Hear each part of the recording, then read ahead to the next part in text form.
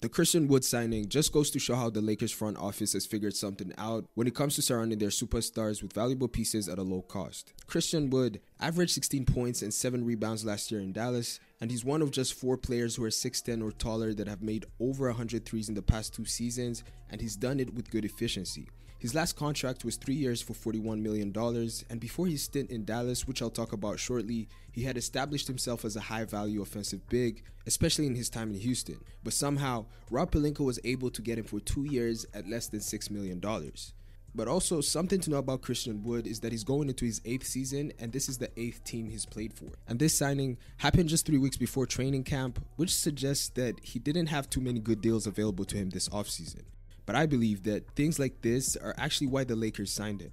This signing is in addition to some of the very solid moves that the Lakers made this offseason, but it's also a continuation of the clinic that the front office put on at the trade deadline last year when they addressed some of the biggest issues that the team had, which were the lack of depth and the fit with Russell Westbrook, who had a massive contract that barely any team wanted to take on. But even then, they somehow turned this roster into a squad full of players who could be the difference makers and the reason why the Lakers win on any given night. We saw this as they turned around their 25-30 start to the season, which was filled with losing streaks and like only 2 winning streaks of 3 games or more, into an 18-9 finish and a team that looked completely different.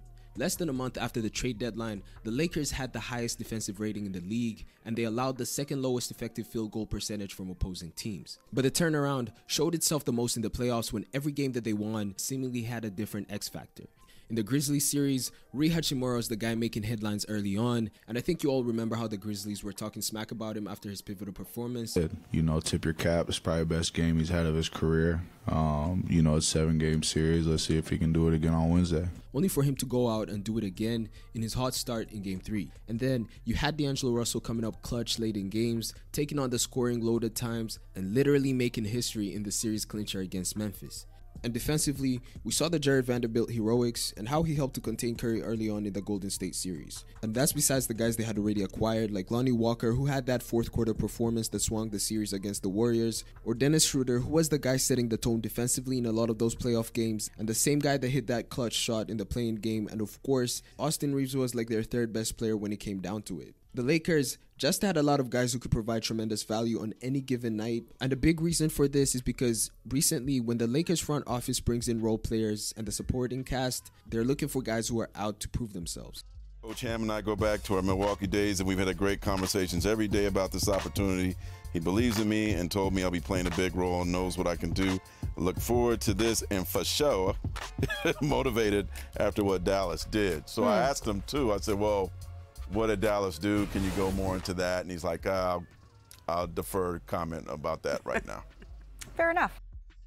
Like I mentioned earlier, the reason why Christian Wood signed his deal 3 weeks before training camp is because his value had taken a hit after a disappointing season with Dallas. The Mavs signed him, and the signing looked like it was Dallas getting a number 2 guy who could help out Luka, especially since Jalen Brunson had just left. But he started the season as a bench player before proving that he was a starter, and after they traded for Kyrie, he kind of faded into the background because of how ball dominant those two are, and also because he couldn't fill the defensive hole that the trade left in the team. And to be fair, defense is not really his calling card in the league, but he now has a reputation as a big who doesn't provide the necessary defensive value, and his comments before the departure made it sound like he was out to prove something. And historically, these are the kind of role players that the Lakers seem to go for. Dennis Schroeder, for example, is the same guy who turned down $84 million from the Lakers, only to sign a 1-year, $6 million deal with Boston before getting traded to Houston. And honestly, I think if it wasn't for the Eurobasket FIBA run that he had that summer, his stock would have taken an even bigger dip, because to me,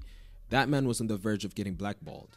Schroeder had been given the opportunity to be the starting point guard for the Lakers, but he fumbled that along with that contract, so he was out to prove himself, and he came back as a role player, signed a smaller deal, proved himself, and now he's back into a starting role. This is similar to what happened with Dwight Howard a few years ago, who got a chance to reinvent his career with the Lakers and finally win a championship with them. And the same thing happened with Rondo, who was on his way out because of his attitude issues, but after a brief stint with the Lakers where he won a championship and got to reinvent his career, he turned his reputation around and became known as a very solid vet later in his career. Rob Pelinka seems to like bringing in players who want a chance to reinvent themselves or prove themselves and their value to the rest of the league, and one thing that all these deals deals have in common is that they're low-risk, high-reward signings. And here's another way he does this.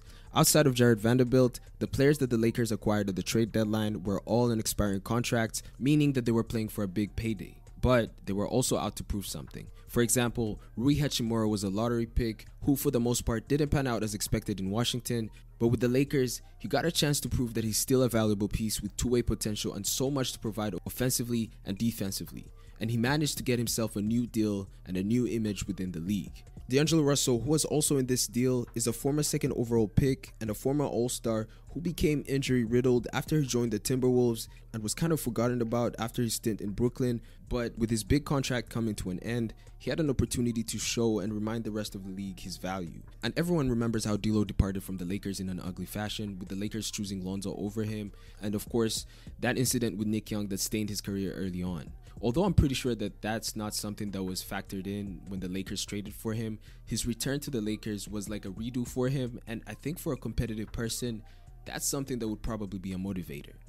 And I know that this whole idea might seem like a stretch, but even on the current Lakers roster, we see some guys who fit this mold like Cam Reddish, who was also a lottery pick and a player that was seen as a guy with a lot of upside that has just struggled to find his footing in the league. With this new deal, Reddish might just come out and shock everybody by being a great piece for the Lakers, but even if he disappoints, it's not going to be too big of a deal because of how low risk his contract is.